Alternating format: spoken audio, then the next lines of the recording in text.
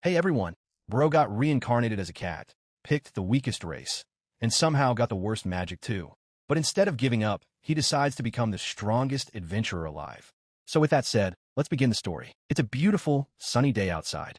Olivier smiles, squinting her eyes, and thanks Mr. Nyango and Mr. Zeol for walking her to school. In response, the main character calls out a parting reminder to study hard.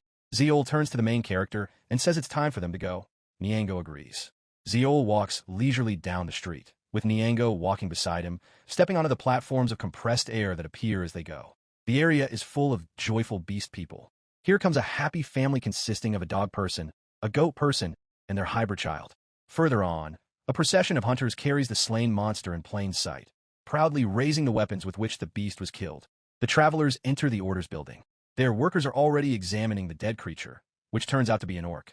They report that this one is still small, which means they'll be paid very little.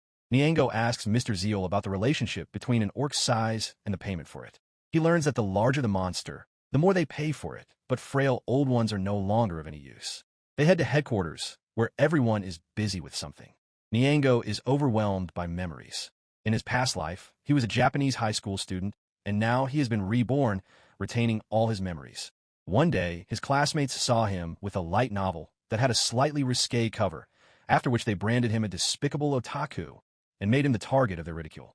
Then one day, a classmate who decided to play a prank pushed the protagonist. He fell down the stairs, hit his head badly, and simply died. And so he was reborn in the kingdom of Shrendel as a cat person. As a human, he had been writing a novel but hadn't managed to finish it. But since he was reborn into a world of magic and monsters, he wanted to bring to life the story he hadn't finished in his past life. So he firmly resolved to become an adventurer. Among the many races, cat people are considered the weakest, and he didn't even get any cheat-like abilities, as is customary in Ice Sky stories.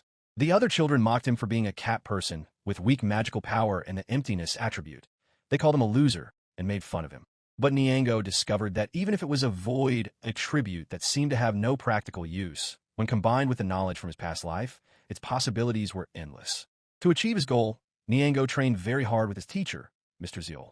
During one such training session, at the height of his concentration, while the protagonist was honing his attack skills, one of Zeol's subordinates burst into the arena. Disaster struck. Miguel and the others had ventured into the mountains, where kobolds roam. A pack of kobolds attacked the hut where Miguel and the others had managed to hide. The fighters rushed to their aid. One of the wolves struck Nyango, slashing his eye with claws as sharp as a blade in a sudden movement. Clamping down on the bloody wound, Nyango used the magic of the void to create a fiery spear, and he dealt a fatal blow to the monster. For a cat person like Nyango, losing one eye is practically a death sentence if he dreams of becoming an adventurer. But he won't give up. He won't just give up on his dream like that. The protagonist compensated for his narrowed field of vision with the magic of the void, and Mr. Zeol trained with him extensively to increase his available magical power. Nyango ate monster hearts raw. In doing so, he violated Fatima's teachings. To become an adventurer, Nyango used magical tools, various knives, pendants, small boards, and other items, with a magic circle in the center. He didn't get the hang of it right away, but over time he learned how to use it. Void magic often proved useful, as Nyango had mastered it well. By combining seal magic with void magic, the protagonist defeated the ogre that had appeared near the village. The giant barely had time to react before a dagger, created by the magic of the void, plunged sharply into his neck, sending him into an eternal sleep. Here comes the next feat on a vast field. A life-or-death battle rages between the chariot, adventurers, and all the boardmen, with Nyango facing off against a high-ranking bronze wolf. A squad of warriors surrounds the enemy and charges all at once, raising their weapons for battle. Some use swords, some use spears, and some simply charge headlong with their shields. But this only distracts and further enrages the beast, whose fur and hide are nearly impenetrable. That's when Nyango enters the fray. He creates Burner, a fusion of fire and wind seal magic. He directs it at the wolf's most vulnerable spot, its throat, piercing the monster's skull from the inside. The enemy is defeated. Everyone joyfully celebrates the victory and praises Nyango. Back at headquarters, a lizard man approaches the protagonist and invites him to join Chariot. The protagonist is handed a slip of paper with an address and told to stop by if he ever changes his mind. When Nyango was still a child living in his home village, his grandmother gave him some parting advice: to fear nothing, worry about nothing, and stick to his chosen path to the very end. To this day, he remembers those words and lives by them. Having vowed to become a true adventurer, Nyango left his home village of Itsuka. That same evening, a farewell party was held for the protagonist. He and Mr. Zeal were sitting at the bar in a local establishment. The older man was drinking to celebrate the occasion, while Nyango simply sat beside him. Suddenly, a mug of milk was placed right in front of him, which greatly surprised the protagonist, since he hadn't ordered anything. It turned out to be a gift from the bartender. Nyango wondered how the bartender knew his name. Suddenly, a woman wraps her arms around him from behind and tells him that, by the way, he's a celebrity. His personal space was brazenly invaded by a cute, big-eared blonde in a tight-fitting, low-cut black dress. She introduced herself as Layla and practically clung to the terribly embarrassed Nyango, pressing his hand against her half-bare chest. Layla began asking how they had defeated the bronze wolf. In response, the protagonist squeaked that it was all thanks to the diligent efforts of the gentleman from Chariot and Boardman. Having absolutely no romantic experience, he simply couldn't handle the advances of such a domineering and charming lady. Another girl approached from behind. She looked very much like the one standing next to her, only of a different race. Her hair was shorter, and her name was Cecily. She asked him to tell her the same story, pressing the astonished Nyango just as insistently. In a panic, he thought there were more of them now, which made him even more flustered. The door to the bar swung open, and 3 men were standing in the doorway. 2 of them walked straight to the table, while the third stopped and began brazenly ogling the girls, demanding drinks and snacks from the bar owner. He announced that they'd taken down a black orc today, so he had money. He invited Layla and Cecily to join them, so he could treat them to drinks. But they refused, pointedly turning away toward their original target. The ladies said they didn't want to drink with men who reeked like pigs, seeking Nyango's approval for their decision. He simply shrugged in response. Not getting what he wanted, Bode reminded them that they had, in fact, taken down the orc, yet they were being treated coldly. He had already started reaching for Layla's chest, but the protagonist managed to react in time. He created an invisible wall, shielding himself and the girls from the vile, brazen man. Bode's friends turned to him, assuming he'd already gotten drunk without even touching the alcohol. He shouted back that that wasn't the problem. It was that some kind of invisible wall had appeared right in front of him in the blink of an eye, preventing him from moving forward. Meanwhile, the girls looked at Nyango with admiration, showering him with hugs and asking how he'd done it. Nyango was on cloud 9, smiling contentedly. He'd never received this much female attention in either of his 2 lifetimes. Bode turns around and, furious, asks Nyango if he's behind this. Next came the threats. Bode viciously kicked at the invisible barrier, trying to reach the protagonist and wring his neck. The protagonist reacted to these antics with complete calm, knowing that Bode wouldn't be able to get to him. Once again, Bode's friends call out to him, suggesting he let it go and just go have a drink with them. Bode simply ignores them, shouting insults and venting his resentment and hatred toward Nyango. A man who looks very much like Mr. Zol, Mr. Jill, enters the bar. He looks around with a smile and asks what has made Bode so angry. The aggressor points to the short man, and Jill informs him that this is Nyango. In response, the protagonist greets the one with the higher rank. Bode looks at the frail-looking, small Nyango in bewilderment. Jill warns him that if he underestimates him, thinking he's just a cat person, he could get burned. Bode was stunned. He had probably never felt so humiliated in his life. He looked back at the protagonist, but this time his gaze was filled with cold contempt. He simply couldn't wrap his head around the fact that such a snotty kid was capable of something so grand. All he could do was resign himself to it and return his group, disappointed. Bode turned away. He headed toward his table, shouting to his friends to keep drinking. Nyango was simply stunned by what was happening. First, he was frightened by the calm before the storm coming from such an aggressive man who had suddenly calmed down. Second, he was very curious about what kind of frightening, reassuring, or any other rumors Mr. Jill had been spreading about him. The man began to deny everything and make excuses, saying it wasn't him. And the guys from Raging, who recently broke up, are spreading stories and speculating about what trick the protagonist used to pull it all off. Now Nyango understands Bode's astonishment. The finishing blow looked like fire magic, but no one around him knows that he wields the attribute of void. Mr. Jill says he wouldn't mind asking the protagonist about all these events himself, but he's noticed that Nyango already has plans for the evening. So he went over to another table to have a drink and smooth things over with Bode and his buddies.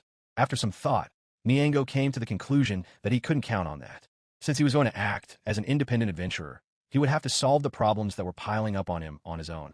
Mr. Zeal approaches the 3 of them from behind. He tells the girls that from now on, Nyango will be working at a bureau, so they'll have to wait a while to have fun with him. Today is the farewell party, so he asks them to return his apprentice to him. The girls agree and promise to pamper him at their leisure next time. The other guests ask them to stop because they're jealous. Nyango rolls his eyes and suggests that Zeol switch seats. In response, he hears that a difficult path lies ahead of him. The next day arrives. The sun hasn't yet reached the horizon. Mr. Zeol sends Nyango off into an independent adult life. He asks her to be sure to stop by once the main character is free. Nyango nods and asks him to look after Grandma Carissa. Zeol advises him not to worry and to keep moving forward. The protagonist waves goodbye until the horse slowly pulls the wagon, carrying his teacher out of sight. As soon as the silhouette of the carriage disappears from view, Nyango turns around, realizing it's time for him to go. He heads down the brick-paved alleys toward the chariot base. A short while later, he approaches a tall, massive iron gate, behind which stand several fairly large buildings. Against their backdrop, he looks like an ant. Having no idea how to get inside, he decided to try his luck and squeeze through the gap between the gate and the ground. He managed it perfectly. However, he hit a dead end. He stood in front of the headquarters and called out for anyone who might be nearby to come and meet him. He froze and sniffed the air, and he sensed no one's presence. He walked around the building, calling out for Rayos, Sarujo, and Gatto, but there was no answer. As he approached the door, he noticed a note attached to it. Since he was smaller than the average beastman, he had to climb up the platforms created by void magic, using the air step to read the contents. The protagonist assumed it was a message for visitors and took a closer look. The note stated that they had gone to Caban on a contract to exterminate orcs and would return in 11 days. He hung his head in resignation. He could have used void magic to conjure an off-road bike and return to the village of Itsuka, but he knew that doing so after the send-off was absolutely out of the question. If that happened, it would look as strange and illogical as possible. The situation was starting to look hopeless, since Nyango didn't know anyone in a bureau. However, there are no hopeless situations. That was exactly what Nyango believed. The only problem was that resolving this predicament would cost him dearly. Despite having some savings, 3 days at a hotel would already take a heavy toll on his wallet. After thinking it over for a while longer, he recalled Mr. Zul's words, which now offered a lifeline, namely, to turn to the guild when problems arose. That's exactly what he planned to do. Ask the guild to recommend a cheap and safe hotel. As he approached the headquarters, he encountered 2 smiling guards who were scrutinizing him closely. This made the protagonist nervous, and the unpleasant memories from the previous day forced him to put on a full set of void magic armor, just in case. With his small frame, even a single blow could inflict serious damage. He isn't afraid of being called a coward for not neglecting his preparations. Nyango walks inside. There, just like at his former headquarters, everyone is busy at work. He approaches a customer service representative, a pretty dog woman, and apologizes for disturbing her. The girl recognized him immediately and jumped up happily from her seat, greeting him and asking how she could help him today. The protagonist explains his request. He needs a hotel at a reasonable price. He clarifies that, given his size, even a cramped room would suit him, but in return, he'd like it to be clean. The consultant nods and looks for a suitable option in the catalog. She finds 3 options and places them in front of the customer. After thanking her, the protagonist begins reading the descriptions and choosing the place that suits him best. The protagonist is about to leave when he is stopped and informed that a request has been submitted in his name. He doesn't know what that means, so they explain it to him. A request is an order that specifies a particular contractor. The request for Nyango was submitted by Mr. Lembold, a teacher at the school. Nyango is puzzled. Why would a schoolteacher need him? Sunlight streams through the windows, brightly illuminating the books, coats of arms, and flags hanging on the walls. Nyango wonders what kind of request a schoolteacher could possibly have for him specifically. He can't think of a single thing. The girl replies that the request specifies assistance with research, and the details will be provided during a face-to-face meeting. She then asks what he plans to do. Recalling the problem that had brought him to this place in the first place, he asks about the payment. His eyes practically light up, because he'll be paid a sum commensurate with his going rate if he officially accepts the job.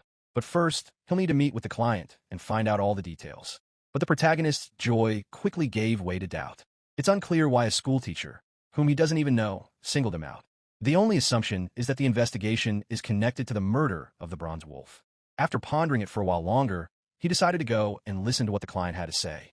He asked if there was anything else he needed to do besides the initial meeting. He just needed to report that he had accepted the assignment to the guild. And finally, they congratulated him on his promotion to the Iron rank. At these words, the protagonist froze in astonishment, since he had only just registered and hadn't taken a single job yet. He couldn't believe it, but the consultant explained everything to him. The fact was that his contribution to the extermination of the Bronze Wolf had been recognized, which is why he'd been promoted. He's a very promising employee, so everyone at the Iburo Guild is looking forward to his future successes. He thanked the girl for her help and information and left headquarters. Now he's heading to one of the hotels that the guild had so kindly recommended to him. There, he checked in, booked a room, and went straight to it.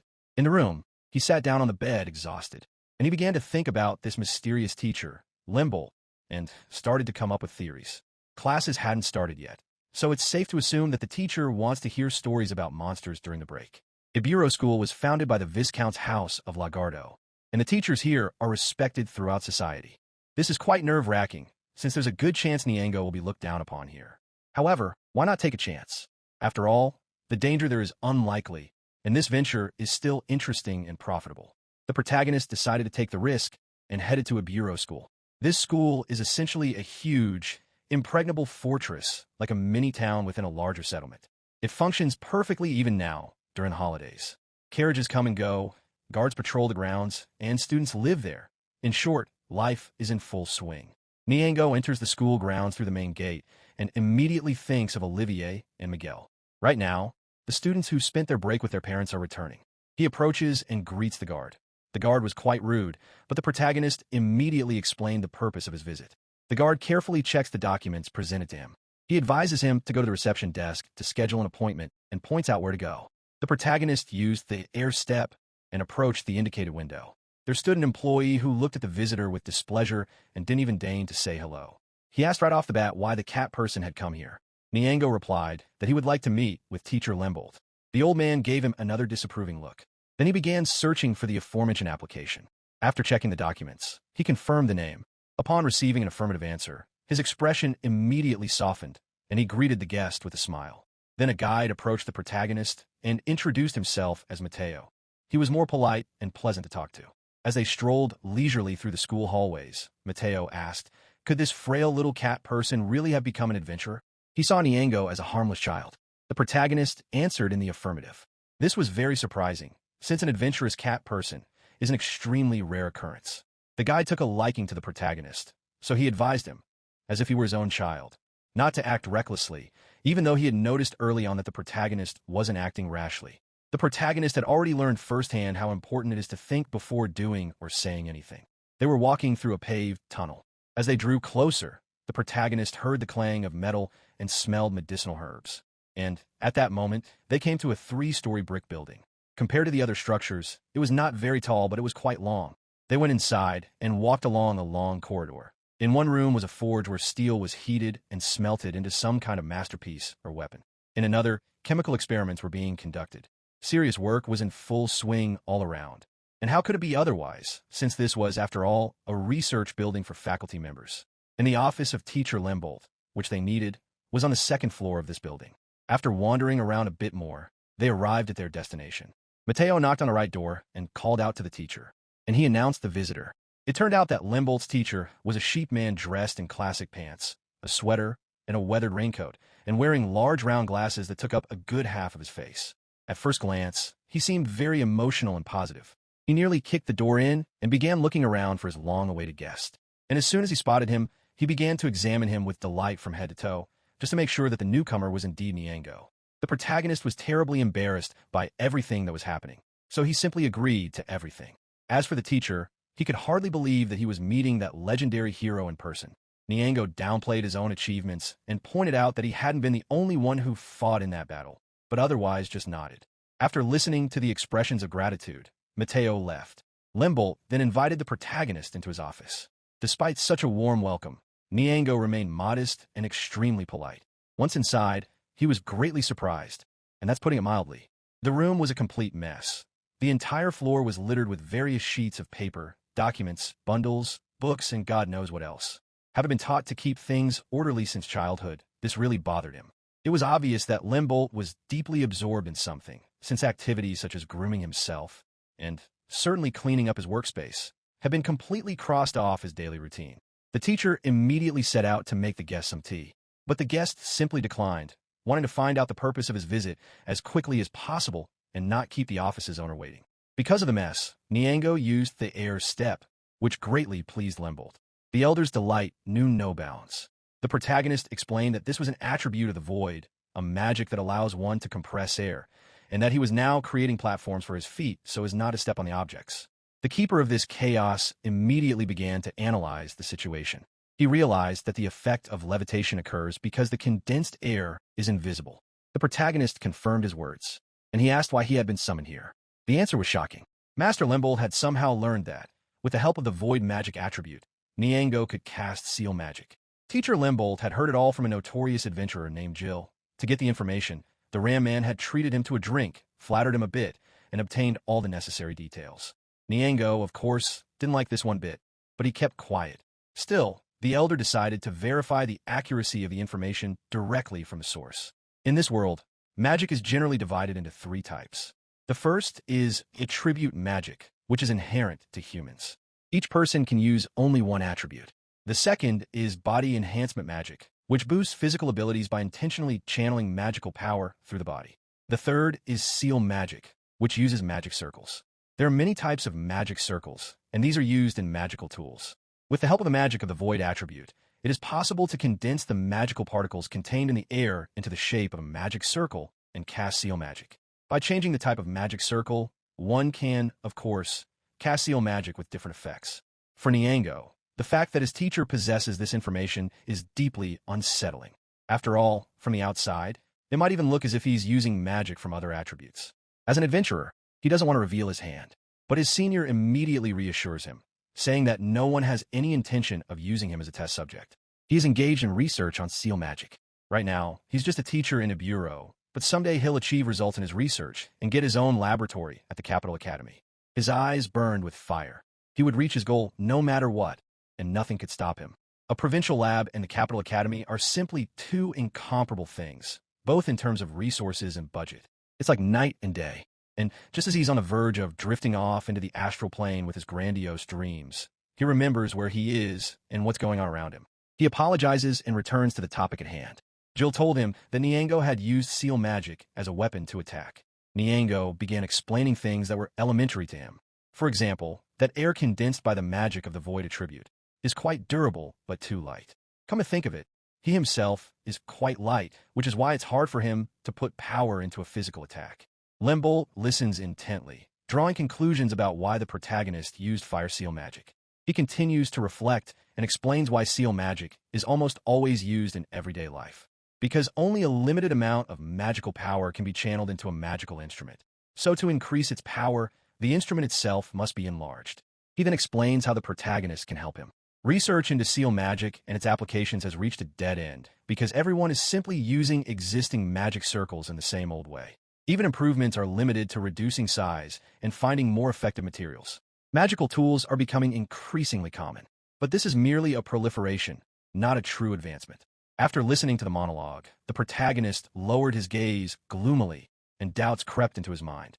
Why would he be needed in such a serious matter? It turned out that the teacher suspected Nyango was most likely using magical items in ways they couldn't even imagine, and he was reluctant to talk about it. Such a request angers and infuriates Nyango.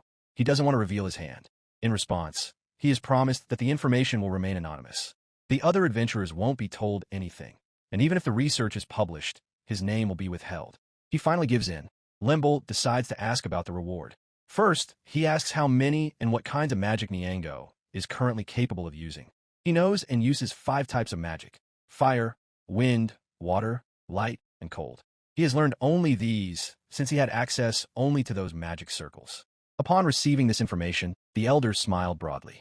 After all, in this situation, he has a trick up his sleeve, other types of magic circles that he can offer Nyango. First and foremost, the teacher offers the adventurer a lightning magic circle. If used in water or against wet enemies, this could very well function as an area of effect attack. He doesn't know how much electricity it can generate, but there are countless ways to use it. Nyango nearly jumped for joy. Still, he needs to negotiate calmly, but he got so excited that it was written all over his face that he'd agreed. The mention of other circles, weight reduction, heating, shattering, mixing, shattering, softening, and the magic gun, put an end to all his doubts. In an instant, a world of possibilities opened up for the protagonist, more than he could ever have imagined. A magic gun is so expensive that a single one could buy a whole house in the royal capital. In the poor village of Itsuka, he didn't even have a chance to see one in real life. Limbold offered to show the protagonist the magic circle used in the magic gun so that the protagonist could learn it, create it from void magic, and put it into practice. He replied that he couldn't say for sure until he tried it, but it was certainly possible. It was simply magnificent. Magic gun circles are so expensive because they cannot be manufactured without advanced craftsmanship. Many artisans are involved in the creation of this artifact, but Nyango can freely create prototypes using void magic. Of course, if you make a prototype the conventional way, the manufacturing alone would consume both time and money, whereas with void magic, you can remake it as many times as you like. Nyango was already imagining how he would attempt to recreate this creation with an increased level of complexity. This endeavor isn't limited to magical guns. It's simply the ideal technology for developing magical tools. After finishing his exposition of such brilliant ideas, the teacher asked what the protagonist thought about it and whether he agreed. He mentioned that the protagonist could begin carrying out their plan at any convenient time. But the monetary reward slightly dampened the protagonist's enthusiasm, and his assistance with the research would reveal his techniques. Yet he had been promised that this information would remain confidential. After thinking it over once more, he came to the conclusion that the opportunity to gain knowledge about new magic circles was too tempting. And in the end, he agreed. They shook hands and thanked each other. They left the office and strolled leisurely through the school hallways. It was already noon, and the older man suggested that the adventurer go to the school cafeteria. The protagonist gratefully agreed. He would be happy to keep him company. As they approached the cafeteria, students began greeting the teacher. There, Nyango ran into an old acquaintance, Miguel. Miguel spotted him right away and boldly beckoned him over. He didn't even say hello, but immediately started yelling angrily at the protagonist. Limbolt put a stop to all this chaos. He stated that Nyango was his guest and that he would not allow anyone to insult him. The insolent young man's fervor immediately subsided. He flattened his ears in astonishment and apologized. The teacher looked at him disapprovingly through the round lenses of his glasses, folding his arms across his chest and sending him back to where he had originally been going. Nyango explained that Miguel was the grandson of the village headman of Itsuka, which was why they knew each other. The teacher decided to explain how social status works in this area. In this country, there are social classes, such as the royal family and the nobility, and students at this school will often have to deal with such people in the future. Therefore, even while still in school, it is essential to strictly observe the proper relationships between teachers and students, school staff, and guests. The student belongs to the same school as the teacher, while Nyango is an outsider. The protagonist decided to share his dream of visiting the capital, but given this attitude, it seems like something unrealistic. Limbolt assured him that everything would be all right, and the protagonist was surprised by such politeness right from the start. The protagonist is so polite because of his memories of his past life in Japan, where one must distinguish between respectful, modest, and polite speech. By the time their conversation ended, they had just reached the school cafeteria. Students were already gathered there, chatting, and the pleasant smell of food filled the air. And the trays were filled with appetizing dishes. They sit at a table and wait. An atmosphere of bustle and friendliness reigns all around. A few minutes later, a waiter brings them their orders. The teacher decided to treat his guest and paid the bill for both of them. The dishes looked simply delicious. A cheese and ham sandwich, a warm vegetable salad, and white fish meuniere. They wished each other bon appetit, and they began their meal. The food was deliciously tasty and filling, crispy and fragrant on the outside, tender on the inside, with a very rich flavor. After being pan-fried, meuniere style, the flavor of the butter became even richer. They used mora fish for the dish. This fish is rarely caught, and had a lot of fuss involved in salting the catch before shipping, which is why it's quite expensive. The adventurer wasn't aware of these details, so he apologized now.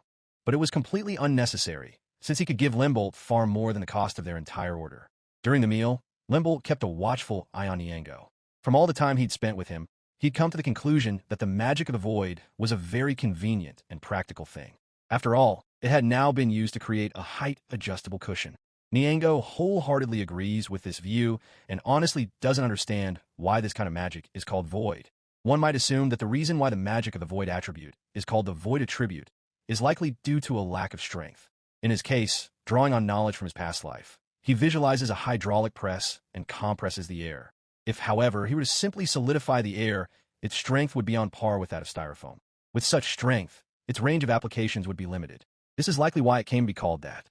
Suddenly, a commotion broke out in the dining hall. It was Miguel and his group. The protagonist decided to watch Miguel. Miguel smiled at Olivier, then turned away and went back to his conversation.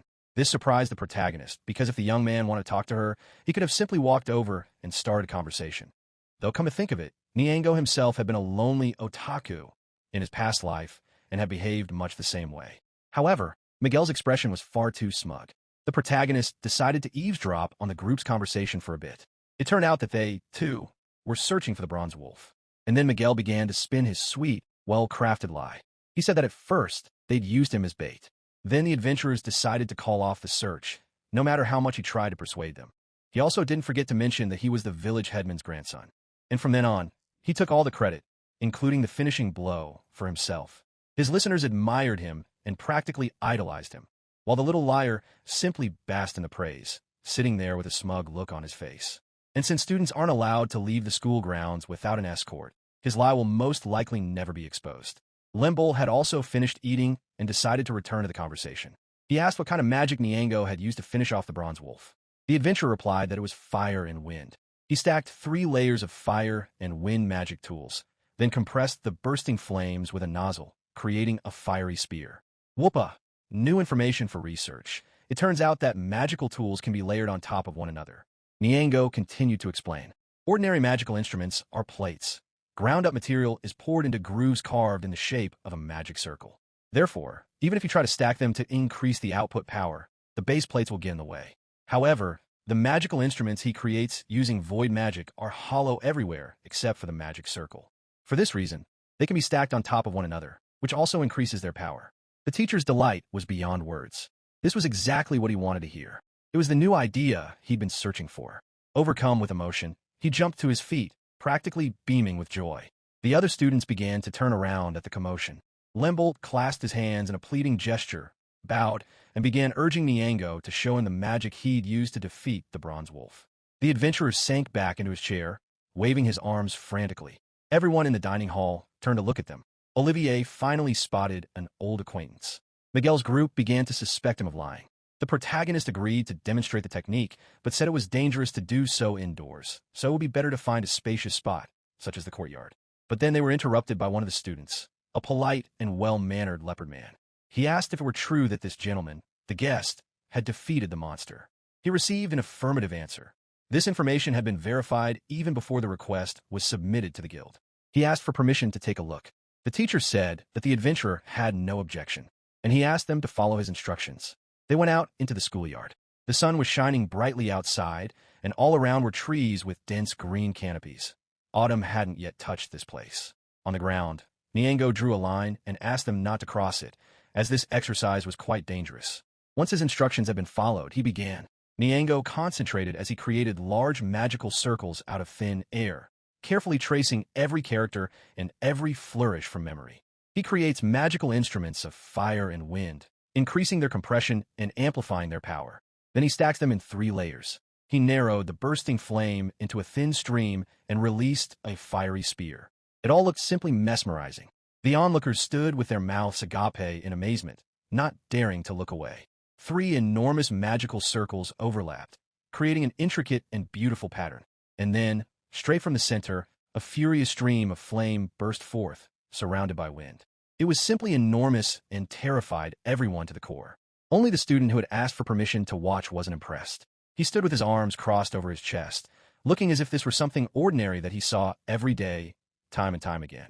Limbolt, on the other hand, was absolutely thrilled. He immediately flew over to Nyango and asked him to explain in more detail how this mechanism worked. Nyango waved him off sheepishly, saying he'd explain everything later in a calmer and more relaxed setting.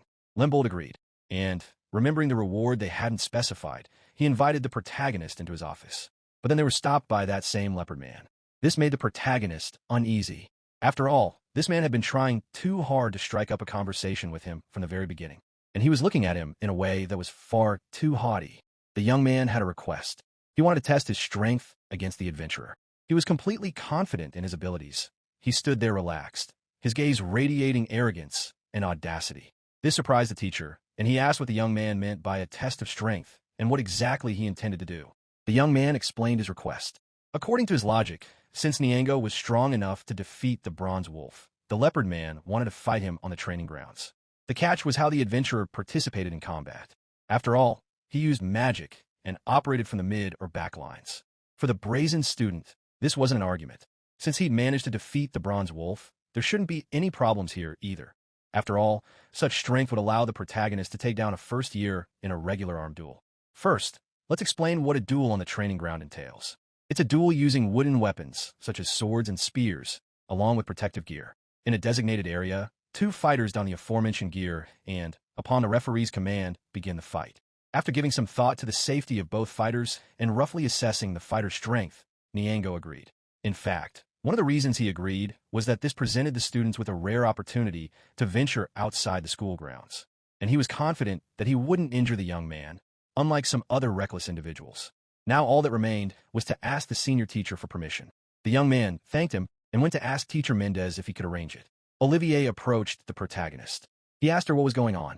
She looked at her old acquaintance with delight and asked why he hadn't told her that he'd finished off the bronze wolf. The reason was that, although he had delivered the finishing blow, they had managed to defeat the monster thanks to the help of many adventurers. And this feat was not his personal achievement, but she still wished he had told her. He promised to tell her if he ever accomplished a greater feat. Now the girl began asking about the technical details. For example, how does the protagonist use fire magic if his element is void? This question piqued the other students' interest as well. The protagonist replied that it was an adventurer's secret or a trade secret. But now it's time to focus on the duel. They say that Jasper, that very same cocky young man, is the strongest of the freshmen. But he's no match for Nyango. Olivier is certain of that, though you never know until you try. She wished him luck and went into the auditorium, while he went to change into his armor. The junior instructor turned to Teacher Mendez. First, he apologized for interrupting, but he was told that everything was fine. Then he noticed the protagonist and asked if he was the boy who had defeated the bronze wolf. Teacher Limble replied that yes, it was indeed him. He considers Nyango an outstanding practitioner of void magic. The protagonist was pleased to meet him, but he was a little embarrassed by the circumstances. Nyango thought to himself that Teacher Mendez was definitely cut from the same cloth as Mr. Zeal. Mendez gave permission for the sparring match and told the adventurer to go get dressed and choose a weapon for the upcoming battle. The protagonist took his time putting on his armor, lost in thought. To be honest, dealing with Jasper was a hassle for him, but at the same time, it was a chance to fight someone his own age, which excited and stirred his mind. Until now, he had trained only with Master Zol, and even then, it had been staff against staff. He wanted to find out what he was capable of at this point, and just how strong an ordinary peer, one who wasn't an adventurer, really was. The apprentice also changed into his training clothes and chose a wooden sword as his weapon. The protagonist, as expected, chose a staff.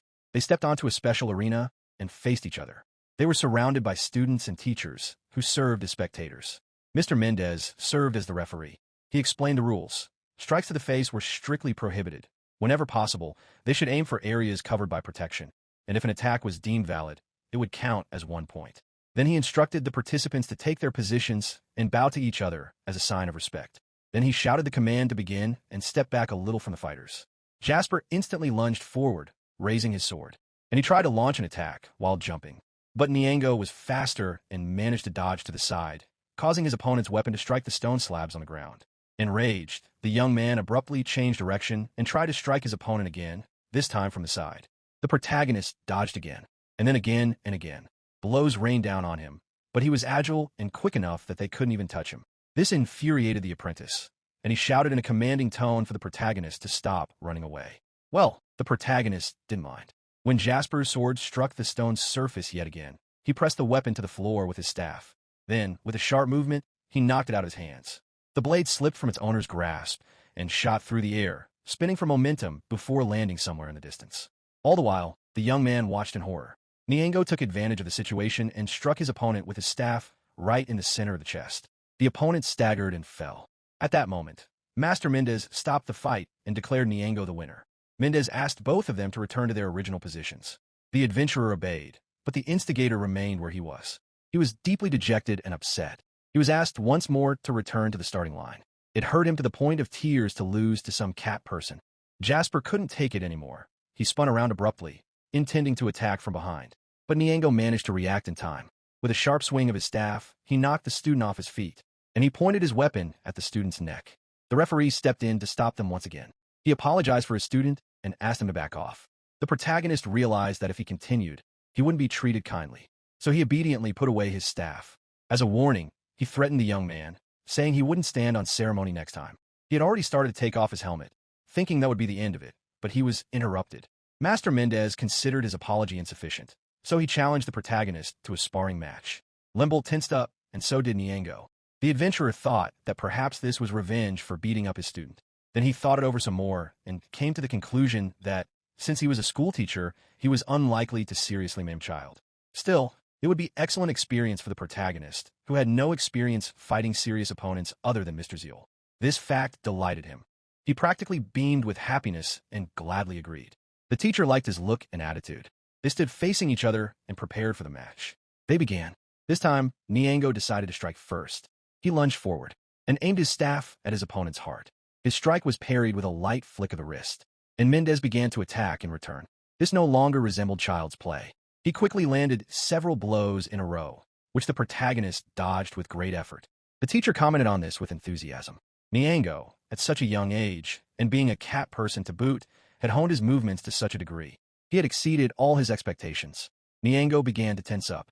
He knew that if he got scared, his body would freeze up and stop moving, and the situation would get even worse. He had learned this lesson the hard way, and he had no intention of repeating it. Mendez started again. He landed blow after blow with apparent ease and effortlessly parried all of the adventurer's attempts to even the score. At one point, the protagonist picked up the pace and even managed to get behind his opponent. But it turned out to be a trap, and his opponent struck back with a blow that he managed to dodge with great effort. However, he was hit. This sent him flying backward, and he slammed into the stone slabs. At that point, the protagonist decided to stop. He thanked his opponent for the sparring session and declined to continue. He mentioned that he already had an arrangement with Master Limbold. Mendez smiled and said that he was almost always there, so Nyango could come anytime. The protagonist returned to the locker room and began taking off his armor. Olivier was standing next to him, admiring him. Just then, a cute girl approached them. She was a leopard human. She was the student council president and introduced herself as Claude. She apologized for her younger brother Jasper's extremely rude behavior. She also asked him to spar with her. At first, the adventurer assumed this was revenge, but his thoughts were disproved by the source herself. She treated him kindly and believed that the punishment for her brother's despicable behavior had been too lenient. As a warrior, she would like to challenge him to a duel. The protagonist apologized, explaining that he had already made arrangements with Master Limbold, but if the opportunity arose, he would definitely spar with her. They shook hands. Nyango and Master Limbold went out onto the street and headed for the research building. The others, led by Mendez, saw them off. Mendez could be heard scolding the students for their appalling behavior. Limbold explained that this was an important conversation because every year, several students break into the guild's training grounds and get injured. They returned to the teacher's office. There Nyango was sitting on the armrest of the sofa, and using wind magic circles, he was refreshing Limbold. Limbold was incredibly pleased and kept insisting that this was simply the greatest discovery ever. He had figured out how to modify the magic circles. Nyango reined him in, reminding him that a standard magical tool cannot be made with a complete structure. He knew this perfectly well. For that reason, if it couldn't be achieved with a standard magical tool, then the shape of the tool itself would have to be changed. For example, pour in the material, let the part that will become the magic circle cool, and then remove the base. Leave only the outer contour and use it to support the structure. That way, the base won't get in the way, and the power of the magical tool can be used more effectively. Now, let's move on to the technical part. From the outside, it looks as if Nyango creates complex magic circles instantly. Limbold asked how he memorizes their shapes. He then added that, as today's reward, he would teach the adventurer how to create lightning and heating magic circles, so the teacher would like to see how this process works. Nyango agreed, and he decided to test his skills on a heating magic circle. To start, he practiced creating the shape by superimposing it onto the magic circle itself. That's why he's trying to memorize the moment of activation as if they were pictures. With a little more effort, he succeeded. The teacher couldn't see anything. And then, at some point, he felt warmth. He was delighted by the guest's success and asked if he would be using this magic circle in layers. The protagonist replied that he planned to combine this with magic circles of water and wind and use them as magical tools to produce hot water and warm air. By adjusting the number of magic circles, one can gradually regulate the temperature, the strength of the airflow, and the volume of water. Limbold is very happy for him. To him, it was simply marvelous that one could obtain both warm and hot water, depending on the creator's preference. Thanks to the leading figure in the study of seal magic and the magical tools themselves, the field will advance by several years, or even decades, all at once. For this reason, the teacher considered this discovery to be so great. If this were presented as a research result, the response would be such that it would turn the whole world upside down. The protagonist stated that he did not want to draw attention to himself, so he asked that his name be withheld when the research was published. This surprised Limbold. After all, with his current abilities, even the Royal Order of Knights would likely call upon the protagonist to join them. This gave the protagonist pause. And indeed, if the practicality of void magic became known, he might be recruited into the Order of Knights. Immediately after his coming-of-age ceremony, he would have made such a decision without hesitation. He also has a desire to catch up with Horatio, who is currently in the capital. And yet, at the moment, Nyango much prefers the path of an adventurer, which he has only just begun to follow. That was precisely the verdict he gave his teacher. He told him that the life of an adventurer suited him better than the stuffy life among the nobility. In that case, his wishes will be taken into account upon publication. However, even if his name is concealed, sooner or later people will find out about him anyway. Nyango brushed it off, saying that when that happens, he'll deal with it then. For now, he'd be most grateful if his anonymity were preserved until the very end. That's what they decided to do. For now, it was time to get back to their research. The teacher took out a notebook and, preparing to take notes, asked if Nyango would also use the lightning magic circle in layers. He hadn't yet decided exactly how to use the lightning magic tool. If possible, he'd like to use it for an attack that paralyzes the enemy and stops their movements. Lightning magic, like the void attribute, is extremely rare among humans, but unlike the void, those who possess it are invited to join the Order of Knights as users of powerful offensive magic. Unlike in Japan from the protagonist's past life, science here is far less developed than magic, so people know little about electricity, and that is precisely why lightning is regarded with a mixture of awe and fear.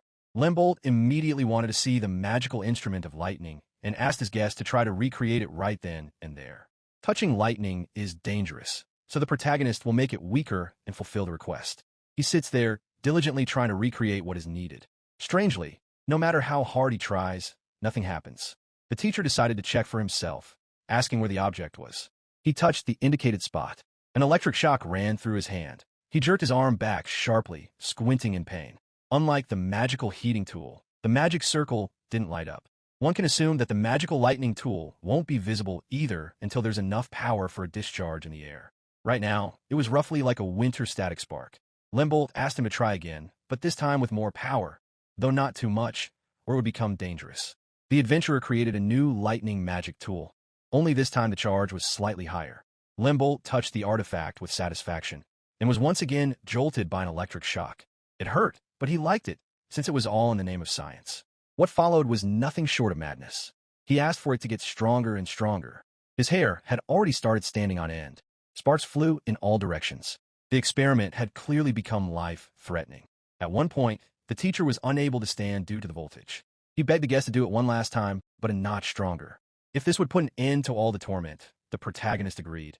And besides, he was curious to see how much a person could endure.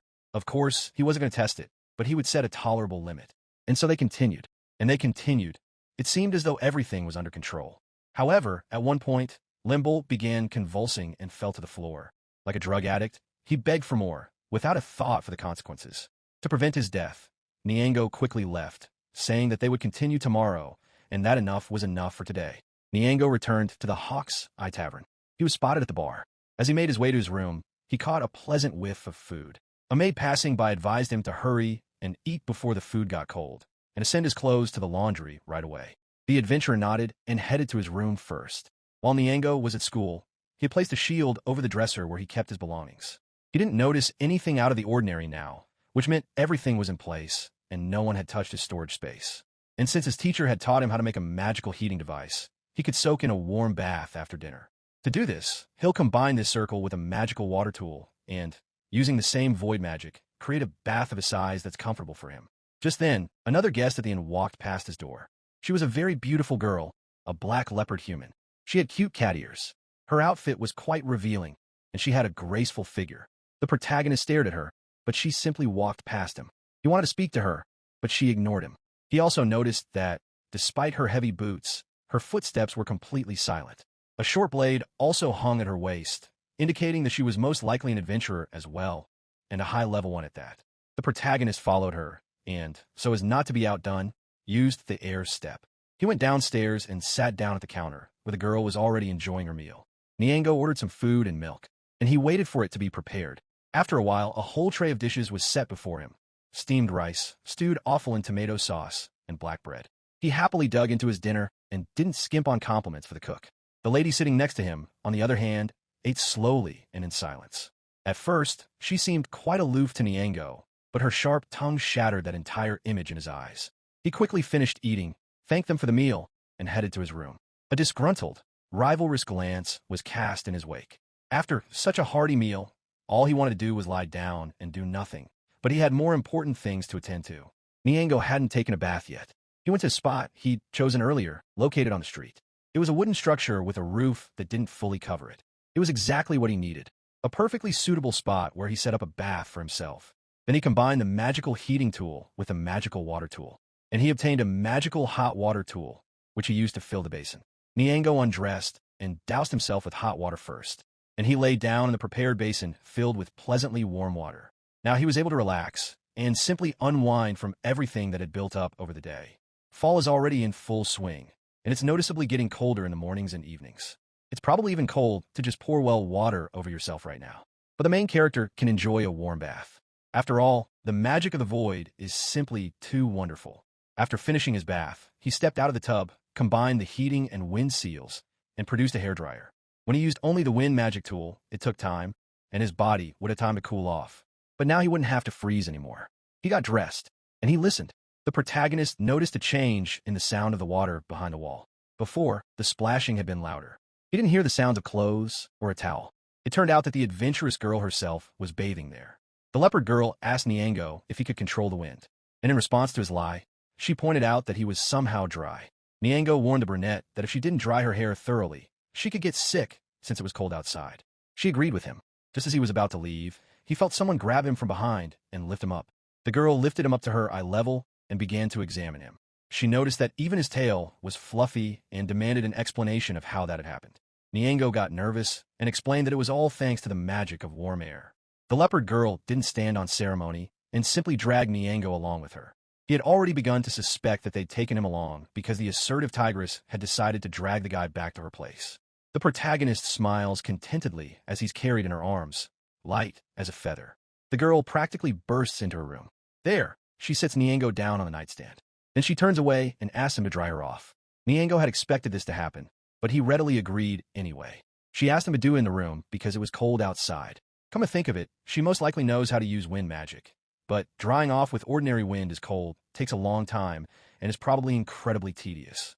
While pondering this, the protagonist created the necessary seals and combined them by layering them on top of one another.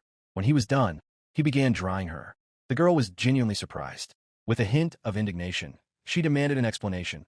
Where did the warmth in the wind he was creating come from? He didn't answer that question, but told her he'd leave if she didn't keep drying off. For a moment, the thought even crossed his mind that this whole situation might be rather sweet. A little while later, he finished, and he proudly announced it. The adventuress stood up from her chair and examined the result. She was pleased, so as a token of gratitude, she would leave a drink for Nyango in the dining room. The protagonist gladly accepted the offer, elegantly hopping down from the nightstand. And so, together, they headed down the stairs. The whole way down, she kept her eyes fixed on Nyango. When they arrived, she introduced herself as Julia and asked his name. Nyango also told her his name. They were glad to meet each other. The woman who worked there was surprised by the situation. It was extremely rare for Julia to be with anyone. No wonder the main character was called that very promising newcomer. Julia had thought he was just an ordinary, albeit very talented kid. Imagine her astonishment when she found out who was standing right next to her. The girl couldn't believe that this was the very same promising newcomer everyone was talking about. They say he took down the bronze wolf. Nyango explained that it wasn't all his doing. He had simply participated in a joint operation involving Chariot, Boardman, and a host of other adventurers. She didn't argue, but simply smiled and asked where he was from.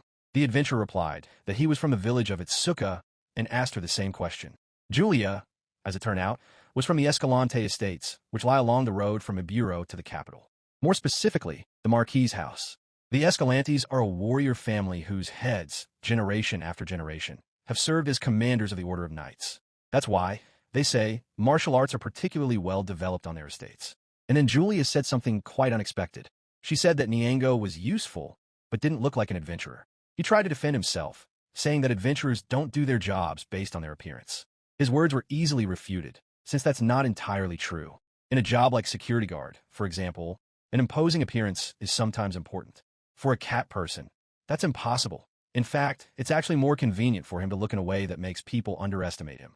The girl nodded. After all, he was capable. and then she unexpectedly offered him to team up with her. She told him she was ready to work with him, and if he went with her, she would train him. To the protagonist, this offer sounded very tempting. After all, if he agreed, he would gain a great deal, and he'd also like to try sparring with Julia. But for now, he isn't ready to team up with a girl he knows almost nothing about.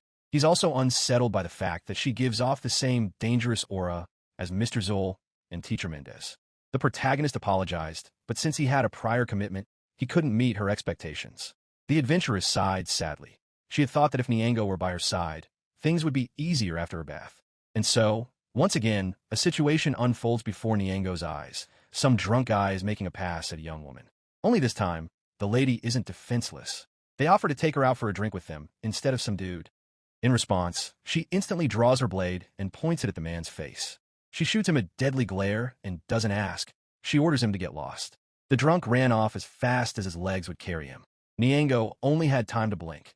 He didn't even catch the movement of his opponent's hand. That's when he realized that even if he used the magic of the void to its fullest, at best he'd end up in a draw. In any other scenario, he'd lose. And then Julia made an even more stunning offer to the adventurer. She asked Nyango to sleep with her that night. The girl's proposal made the protagonist's heart skip a beat for a moment, but he politely declined nonetheless. Then, back in his room, he reassured himself that it certainly wasn't anything risque. She would simply be using him as a hot water bottle, nothing more. For him, the priority right now was to claim the whole blanket for himself and get a good night's sleep to his heart's content. Before falling asleep, he thought about the training session he would be doing tonight. After he had completed the rite of passage and become capable of using magic, he had been constantly training to maintain the magic of the void, even in his sleep. He had learned to create many different things with the magic of the void, but only as long as he remained conscious. As soon as the adventurer fell asleep, the flow of magical power would cut off, and everything he had created would vanish.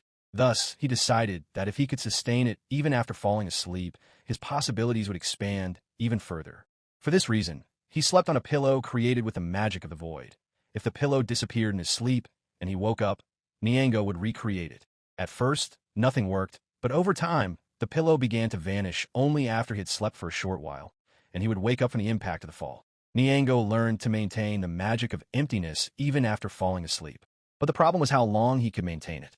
At first, it seemed the adventurer could maintain the magic of emptiness for only a few minutes. It felt almost as if it vanished the moment he fell asleep. Little by little, very gradually, he began to extend the duration. Then, one moment, he woke up from the jolt of the pillow suddenly disappearing, and he realized that the sky was already beginning to lighten. At that moment, he was truly happy.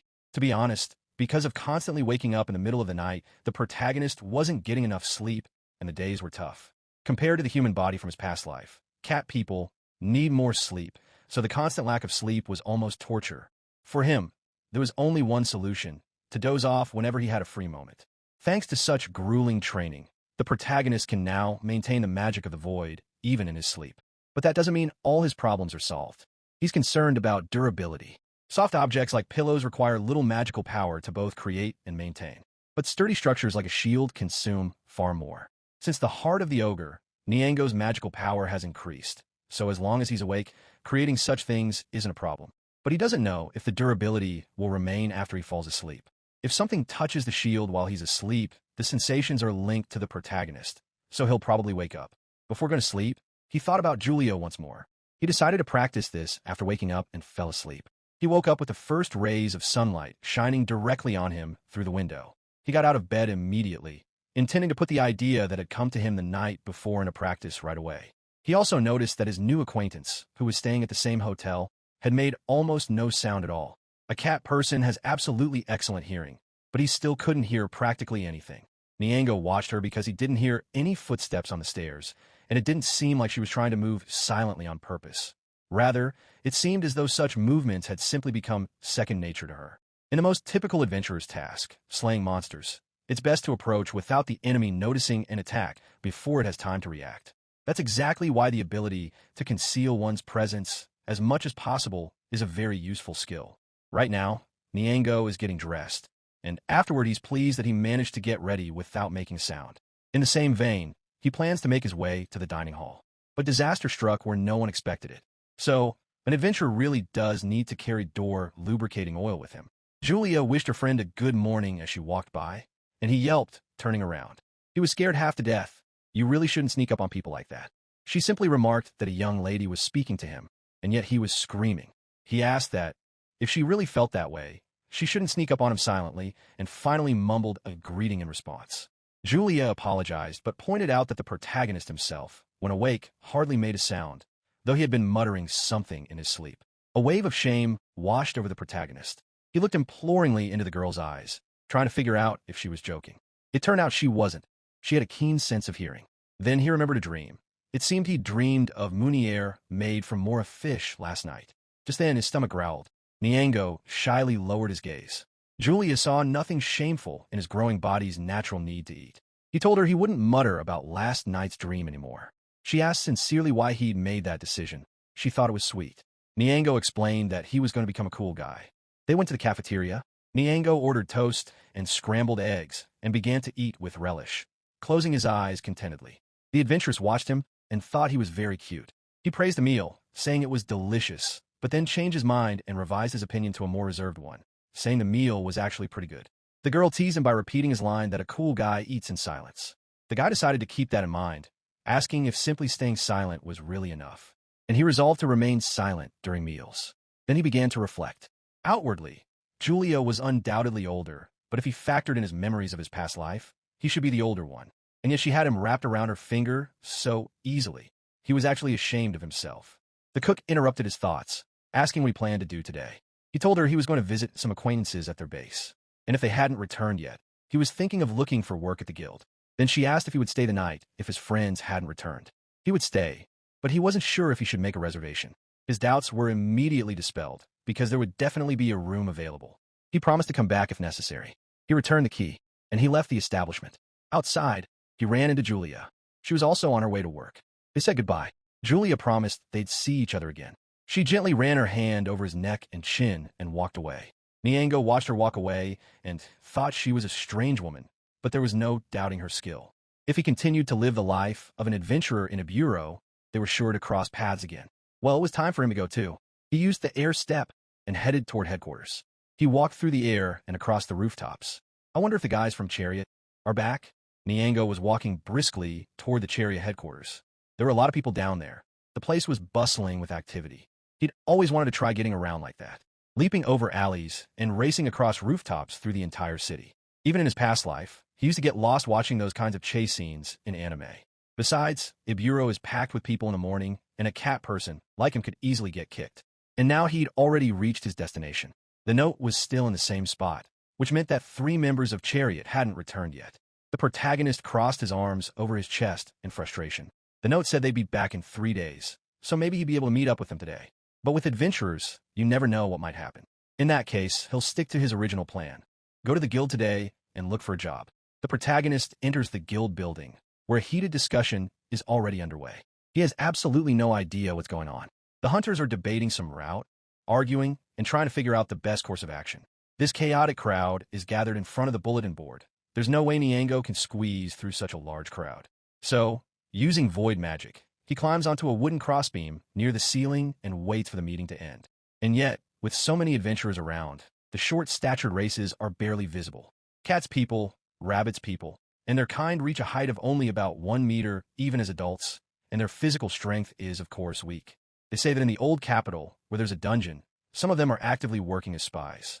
But in a bureau, where the main task is exterminating orcs, ogres, and other large monsters, there are few support missions, which is why there are almost no small adventurers here. If you watch closely, the first to choose jobs are adventurers who look like veterans. And over time, the line seems to get younger and younger. It doesn't seem to be stipulated by the guild's rules, but the fact that veterans take the most lucrative jobs is something of an unwritten law here. Naturally, the missions left behind are the low-paying, difficult, or simply unprofitable ones. And yet, one after another, the young-looking adventurers snatch up the requests and head to the counter. Mr. Zeal's lesson. If young people are finding jobs easily, it means there's more work overall. Nyango decided it was time for him to look for work, too. He jumped down from the crossbar onto the floor. He walked over to the job board, and he began reading through them one by one. All that was left were tasks like hauling cargo to the warehouse, collecting debts, exterminating rats, and things along those lines. He could probably handle moving cargo using body-strengthening magic, but he didn't see the point in working himself to the bone like that. Debt collection and rent collection. That's work for adventurers with intimidating looks. That leaves the rat extermination job. He needs to get rid of the rats that have taken over the attics of warehouses and large, old houses and block their entry point from the outside. The reward, 5 silver coins, is quite lucrative compared to other jobs. He tore down the ad he'd picked out, and he began scanning the room for the receptionist from the dog people who had been there yesterday. There she was. He also wanted to discuss the request from Teacher Limbold. Nyango walked over to the girl's desk, and they exchanged good morning greetings. He apologized and asked her name. Her name was Jessica. She asked how she could help him today. He wanted to follow up on the request he'd asked about yesterday, and he explained the whole situation. The young woman listened to him and gave her verdict. If there was no monetary payment involved, the guild would not act as an intermediary. Therefore, if there were any problems with the reward, they wouldn't be able to help him. She asked if he was okay with that. He was fine with everything, and for good reason.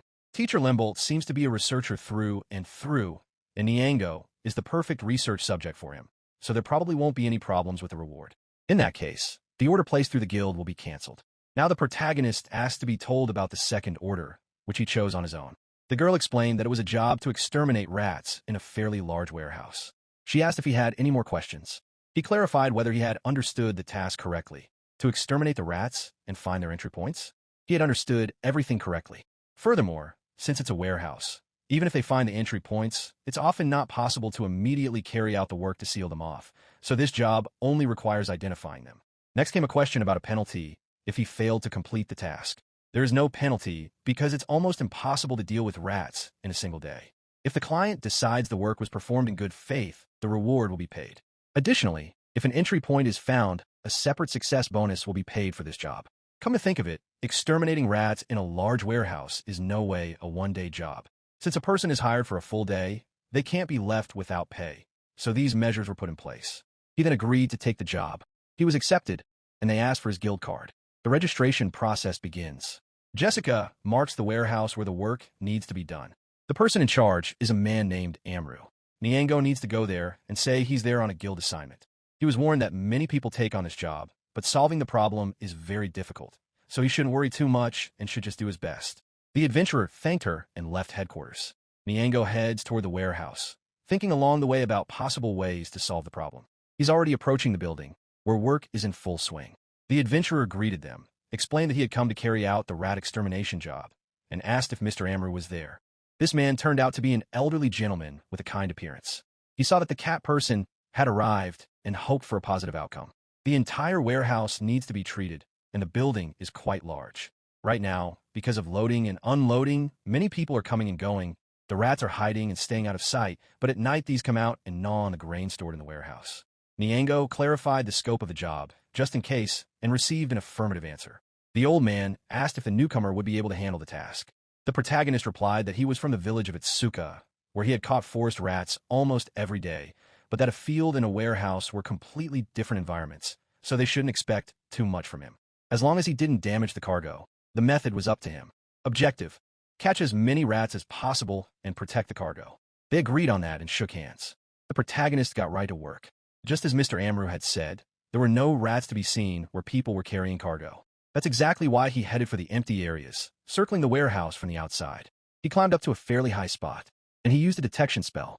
The surrounding space began to be scanned, and various shapes appeared out of thin air all around him. Nyango senses distance and shape based on where particles collide with objects and break apart. A little more, and there he spots the first rat. He detected this one, and that one sensed the air hitting it and began looking around for the threat. Then another rodent and another and another. Nyango begins to see where the rats are and the paths they take. He began to assess the scope of his work. There were too many of them. Nothing to be done about it. He'll have to deal with it. Now he needs to figure out the best way to exterminate them. If he killed them right there, it would be a hassle to haul them out later. Deadhouse rats are unsanitary. He definitely couldn't leave them lying around. Besides, if he doesn't show the exterminated rats, his results are unlikely to be accepted. So I'll have to take a different step-by-step approach. First, the protagonist will use void magic to block the rats' entrances and exits, which are located using detection magic. Then he activates the speaker. When he did this, the rats got scared, and they began to scatter through those very passages. Nyango herded them all to one side using void magic and shrank the area so they couldn't move. The rodents screamed, thrashed about, resisted, and looked for a way to escape. Then he created several magical circles of electricity right beneath them. This paralyzed the poor creatures one by one. The electric current made their muscles stiffen.